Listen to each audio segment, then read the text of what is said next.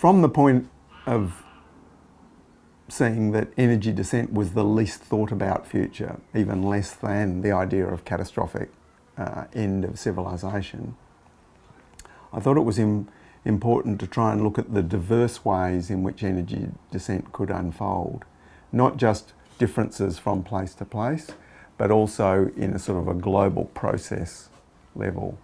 And my future scenarios work was based on a two-way variables of the variable of how fast oil would deplete post-peak, the uncertainties about that ranging from maybe 2% per annum to more catastrophic at 10% per annum. And then the other driver that I thought was the most powerful single driver of the future, which was climate change. And whether that was going to be relatively benign and slow in onset, or whether it was going to be more severe and rapid. And that then created four quadrants, four combinations that I called the scenarios. So I was suggesting that these macro energetic climatic factors, even though they are actually sort of caused by sort of human activity, would end up being things that happen to humanity that it will have to adapt to, both at a collective level and a sort of a community level and right down to an individual level. And so I called the relatively benign onset of climate change and relatively slow decline of oil green tech. And obviously that's, the most sort of least disruptive of the energy descent four scenarios. And then brown tech was a similar slow decline in oil but rapid climate change. And that was characterised by more weather and climate crises, droughts, floods, cyclones, that sort of thing, as well as the same as what's happening in the green tech, a contracting economy. Because my green tech scenario is not what a lot of people talk about of a green tech growth scenario. And then the possibility of a much more severe decline in oil that would actually lead to a quite rapid unravelling of the global economy and leave people much more dependent on just whatever was actually in their bioregion or accessible locally. So that would involve what a lot of people would call some sort of collapse, but that is likely to lead to a reduction in greenhouse gas emissions so dramatic that it might save us from severe climate change.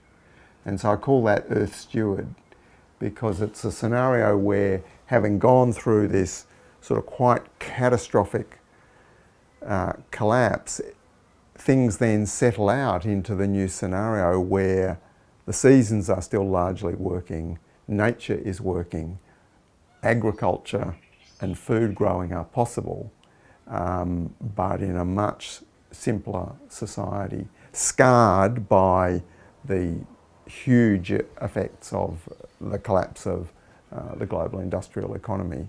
But of course, with all of those resources all lying around to reuse.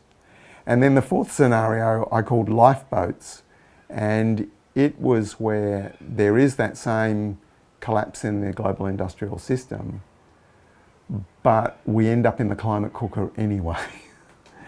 And that is possible via the tipping points that have been postulated by scientists, that there are mechanisms like the release of the tundra methane and the melting of the Antarctic and Greenland ice sheets and ocean acidification and other processes, that once they get to a certain point, it will no longer be driven by just greenhouse gas emissions from humans. It'll be self-reinforcing too. And mostly, people just talk about that as, oh, well, that's just the end of the world. Whereas I suggest that even in that world, some sort of reorganisation would happen.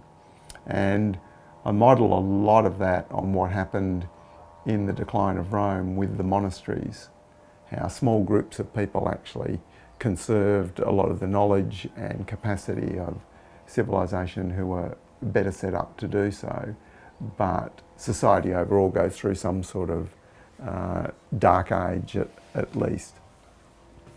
So, of course, that does assume that the runaway climate change just doesn't keep leapfrogging and actually take us out of energy descent into truly collapse, where maybe there's a few people left living on the edge of the Arctic as hunter-gatherers, as some climate scientists and activists have said is a possibility.